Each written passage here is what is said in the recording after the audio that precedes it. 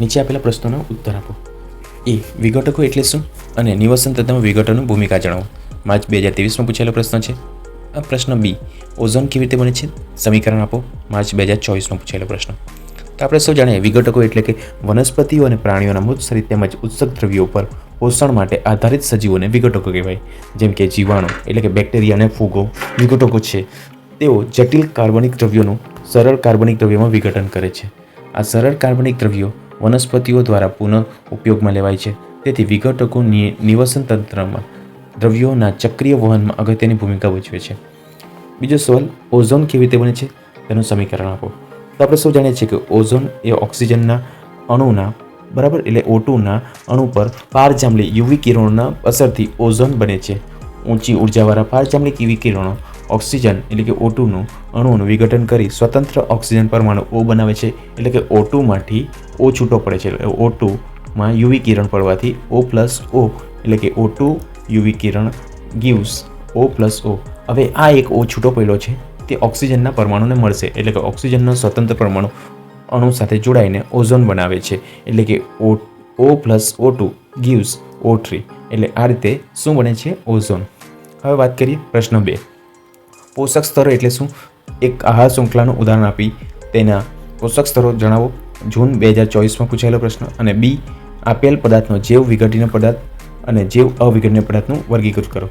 તો પહેલું છે આપણો સવાલ શું છે? પોષક સ્તરો એટલે શું અને એક આહાર શૃંખલાનું ઉદાહરણ આપો. તો આપણે સૌ જાણીએ છીએ કે આહાર શૃંખલામાં પોષક સ્તર ક્રમિક ચરણ કે પગથિયાનો પોષક સ્તરો કહે છે. શું કહે છે? આહાર શૃંખલામાં પોષકના ક્રમિક ચરણ કે પગથિયાઓને પોષક સ્તર કહેવાય છે. નિવસન તંત્રમાં પોષક સ્તરનું ઉર્જાનું વહન દર્શાવાય છે. આહાર શૃંખલામાં ઉદાહરણની વાત કરીએ તો જેમ કે ઘાસ અથવા અનાજને કોણ ખાય છે? ઉંદર.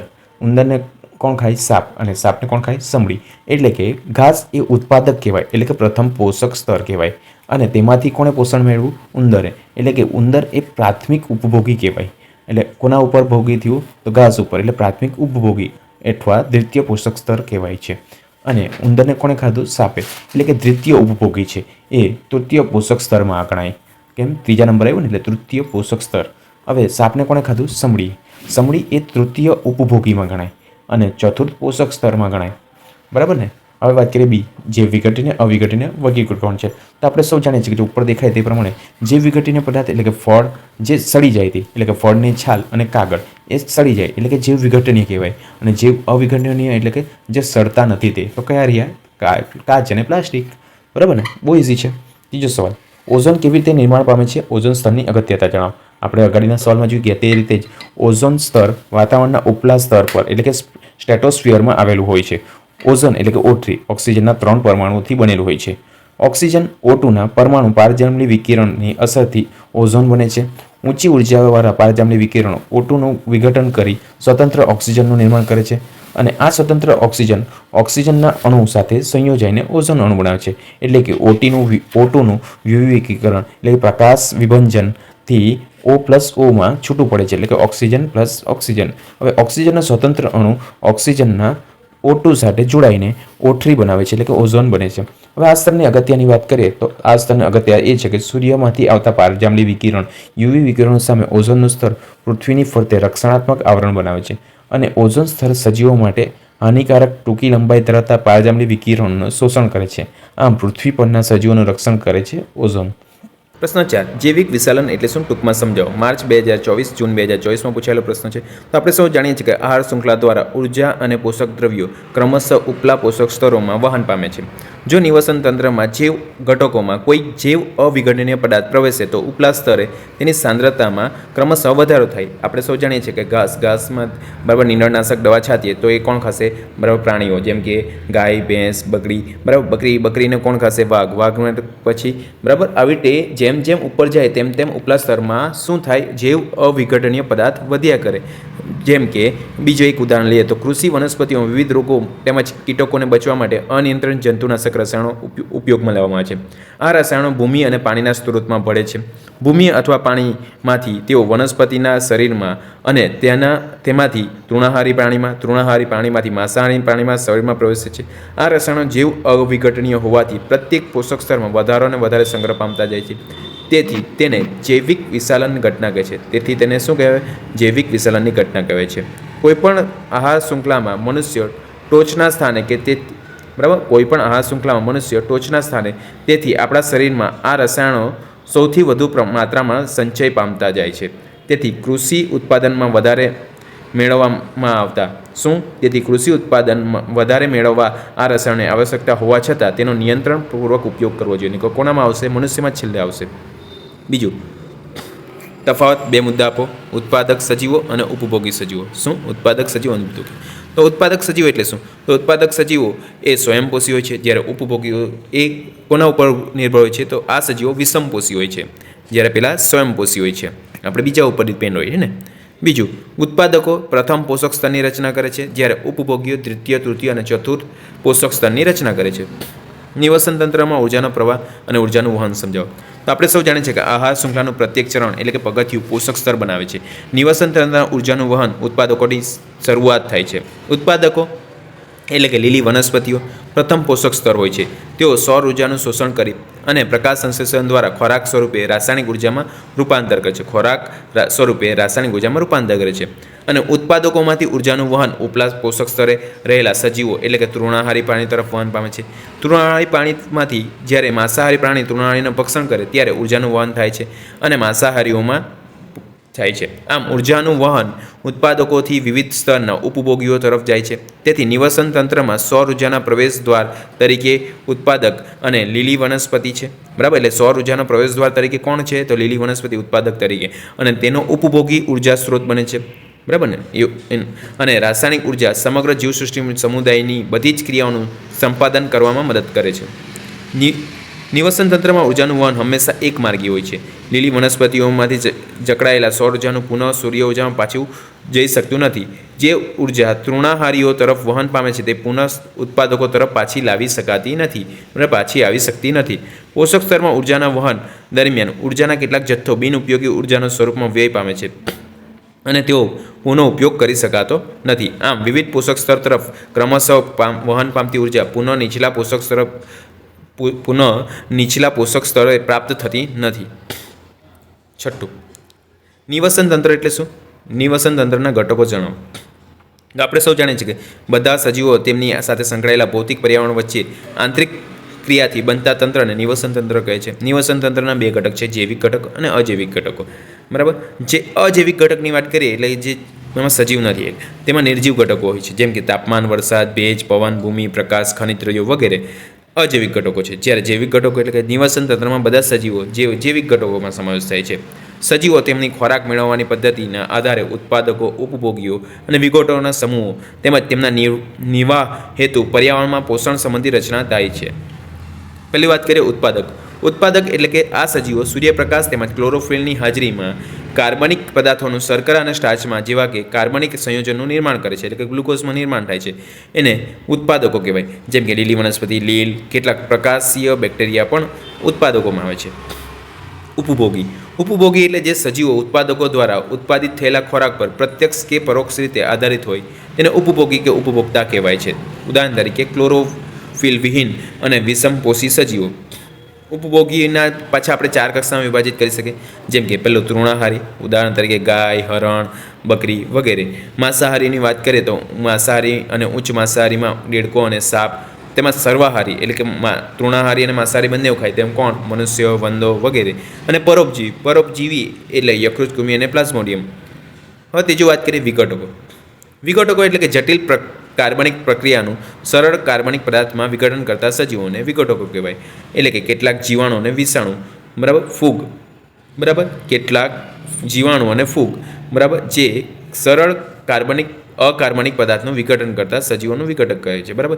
લાકડુંને ફૂગ લાગે ત્યારે જોવે છે બ્રેડ પર, તો એ વિઘટકો કહેવાય. 7મું, નીચેના પ્રશ્નોનો ઉત્તર લખો. પહેલું, ઓઝોન ગર્ત એટલે શું? ઓઝોન સ્તરના વિઘટન માટે કયા રસાયણ જવાબદાર છે? અને બી છે ઓઝોન સ્તરના વિઘટનને સીમિત કરવા માટે કયા પગલાં લેવા જોઈએ? તો પહેલાં તો ઓઝોન સ્તરની વાત કરીએ તો ઓઝોન સ્તરમાં મોટા પ્રમાણમાં ઘટના ઓઝોન ગર્ત કહેવાય છે. ઓઝોન સ્તરના વિઘટન માટે ક્લોરોફ્લોરોકાર્બન એટલે કે CFCs, બરાબર, હાઇડ્રોફ્લોરોકાર્બન્સ એટલે કે HFCs અને નાઇટ્રોજન ઓક્સાઇડ એટલે કે NO જવાબદાર રસાયણ છે. એટલે ઓઝોનના વિઘટન માટે કોણ જવાબદાર છે? તો CFCs, HFCs અને NO એટલે કે નાઇટ્રોજન ઓક્સાઇડ જવાબદાર છે. બીજો સવાલ હતો ઓઝોન સ્તરના વિઘટનની સમિતિ કરવા માટે કયા પગલાં લેવા જોઈએ? તો ઓઝોન સ્તરના વિઘટનને સીમિત કરવા માટે ક્લોરોફ્લોરોકાર્બન એટલે CFCનો ઉપયોગ ઘટાડવો જોઈએ. વળી 1987માં સંયુક્ત રાષ્ટ્ર પર્યાવરણના કાર્યક્રમ UNDPમાં સર્વાનુમતે નક્કી કરવામાં આવ્યું કે આ મુજબ CFCનું ઉત્પાદક 1986ના સ્તરે સીમિત કરવામાં આવે છે. તેના દ્વારા ઓઝોન સ્તરનું રક્ષણ થશે અને હાનિકારક વિકિરણોની અસર ઘટાડી શકાય છે. 8મો સવાલ આહાર શૃંખલાના પોષક સ્તરો જણાવો અને બમાં છે વૈજ્ઞાનિક કારણો ઓઝોન સ્તરના વિઘટનના મુખ્ય જવાબદાર સંયોજનો CFC ગણાય છે. ચાલો તો પહેલાં વાત કરીએ આહાર શૃંખલા એટલે શું. તો આહાર શૃંખલા સામાન્ય રીતે 3 અથવા 4 ચરણમાં હોય છે. આહાર શૃંખલા દરેક ચરણ કડી કે ચરણ તરીકે સ્તરના રચના કરે છે. ઉત્પાદકો એટલે કે સ્વયંપોષીઓ પ્રથમ પોષક સ્તર હોય છે. તેઓ પ્રકાશ સંશ્લેષણની ક્રિયા દ્વારા સૌર ઉર્જાનું શોષણ કરી તેનું ખોરાક સ્વરૂપે રાસાયણિક ઉર્જામાં સ્થાયીકરણ કરે છે. તેમજ ઉપભોગીઓની વાત કરીએ એટલે વિષમપોષીઓ જે ખોરાક સ્વરૂપે અન્ય સજીવો માટે ઉર્જા મેળવે છે.